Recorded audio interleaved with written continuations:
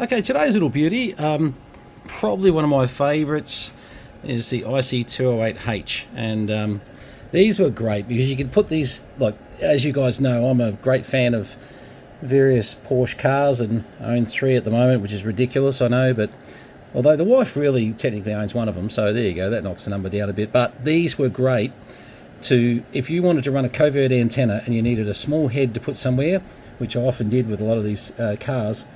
This was 100% my go-to choice, the IC208H. Prior to that, excuse me, it was the 207H, but the 208, when it came out, just went next level. And let's have a look. I've got power set on, that's right, power set on mid there. So I'm just hooking up to our 2945B here, my little pride and joy that I'm still just set up properly. I've still got a couple of things that I've not got 100% right. No, yeah, 50 odd watts there quite easily. Yeah, 1, 2, 3, 4, 5. Hang on, 1, 2, 1, 2, 3, 4, 5. 1, 2. Yeah, I've got to stop that scan that's happening at the moment. It's actually scanning past the frequency, which is my fault. I'm going to pull the manual out. I can't remember how to do that, but yeah, look, 50 watts on VHF and 230 megs. Not very interested in, but 440 we might be. What do we got there?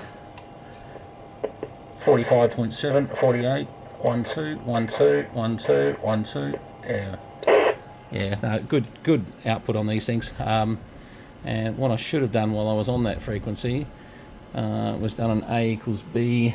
I wonder if it'll remember. It'll probably remember the last frequency we were on, unfortunately. It might now remember if I go to RX test. No, it's still remembering 50.110. So what I could do, because I'm just learning here to remember how to use one of these again. Oh no, they don't have an A equals B on this menu. Anyway, let's just do it the hard way because we have to sometimes.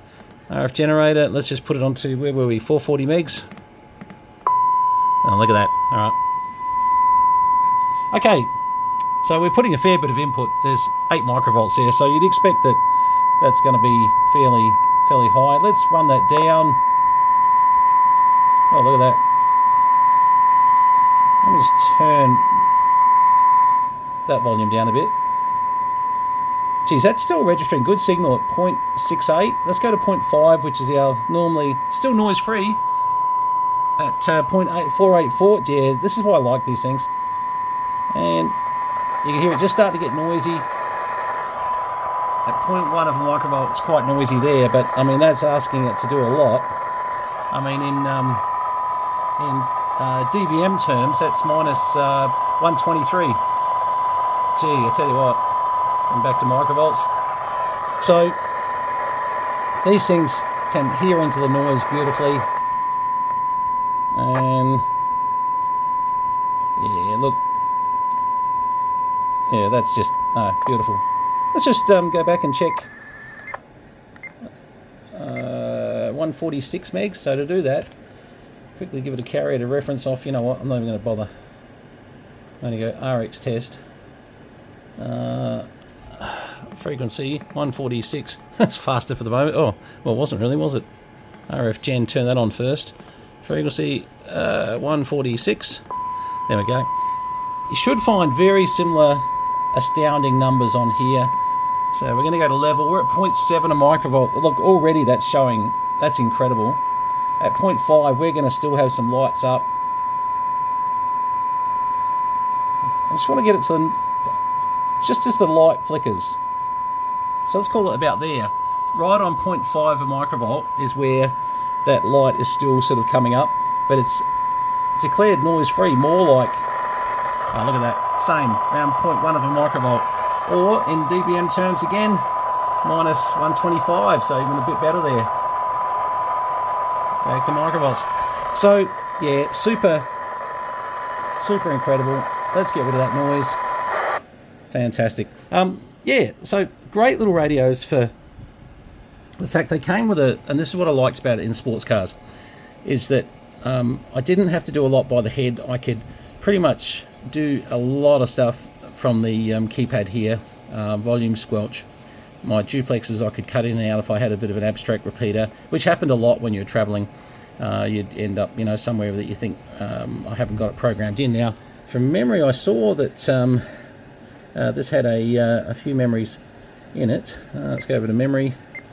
That's VFO lock, you idiot. In that, I was just saying about how easy the keypad is, and I'm going to go there. No. Right, sorry, that's better. Okay, so just see, yeah, okay, so this has got a lot of repeaters for Melbourne sitting in there. R8, yeah, 3. So quite a few sitting in there, which is very handy, actually, sort of just to not have to think about the tones, not to think about anything, just, yeah, RGV. Look at that. Whoever had this before has definitely filled it up a bit. That's good. Just seeing how far up north here. Oh, there's a few there I don't recognise what they are, but we'll have to sort of... Well, it's very easy to find out what they are. Just transmit it, test them, and say, right, of course, they're the 430 meg repeaters. Oh. Now I've got something in the room here annoying that one. Well, I tell you what, I mean, this radio suits someone down in Melbourne. It's save you a lot of going through and to put all these in, for sure. And back to VFO, and of course you could change bands through the little front button here, and then you could do this where you would then go through and receive up to 500, a bit more actually, sorry, 540 it looks like. Let's see, where's that go to? 550, close enough to 550. It won't transmit there, obviously. I'm on a dummy load, so I can show you it won't transmit there. But certainly, some of them used to, 207s used to go to 476. Highly illegal. We're on dummy load. Just a little reminder, just in case this does come up. I wonder if I should just take the, hang on. Yeah, I don't know whether that works or not. Anyway, let's just sort of see. Let's say this was not on 476 on a dummy load. How much power is it getting out there? 40 watts? 42 watts? Oh, that's giving the game away, isn't it? The frequency. It doesn't matter what I show you. Oh, goodness. Yeah, okay, so that I wasn't sure. I never really bothered setting these. But, yeah, I suppose some people would see them as a dual UHF CB / 70 centimetre / 2 metre 3-in-1. It's probably not a bad idea, but the problem is, the type approval, 5 watt limitations, etc. Theoretically, if you ran that down to low power, wrong button, hang on, sorry, low, that would be that one. What's low power on this thing? Could you get 5 watts on low power that would make you semi-legal? 5.8, close enough, 6 watts. Yeah, I mean, look, that's just a thing that, sorry, what am I doing here? I didn't want to go there, I wanted to go back there again. That's what I wanted to do. Generally, you'll find most of us are using them on, the repeaters on 440 megs, etc. But look, I can imagine some people do use them on UHF CB. Look, just warning you, not type approved, so not a good idea, etc., etc. And yeah, that's just for the the commercial, but I'm sure people will do it. So yeah, if you're looking for something with like the really nice handheld controller mic. So many things you can do from that mic. It's really, yeah, they come up with something quite good. And you're not going to believe this, I actually haven't got a VHF UHF antenna up here at the moment. So if someone did accuse me of using this on, say, UHF CB or something, well, good luck, because we don't have a lot set up for a 270 at the moment. We will, no question. But yeah, look, that's a nice nice head. They, just to suggest, if you're a little bit lacking in space, whether you're lacking in space or not, actually, I think the 208 is a brilliant radio, but especially for the sort of cars I run, they have been a godsend to me, and sort of just I suppose that's what we're sort of more reporting on, is the usability. We used to put these under the seat. We've tried various, on Porsches, antennas. Both me and Chris Platt, 5CP, have discussed with our Porsche fetish, different antennas in the front and rear guards, bumpers. I actually fitted one up on a 996 turbo, which it was a bit directional, well, a lot directional actually, but you know, and I actually ran a 208H on that, and then that got changed out. We ended up running a 2800H just for the graphics of the display. It really had a spot that looked perfect in that 996 turbo.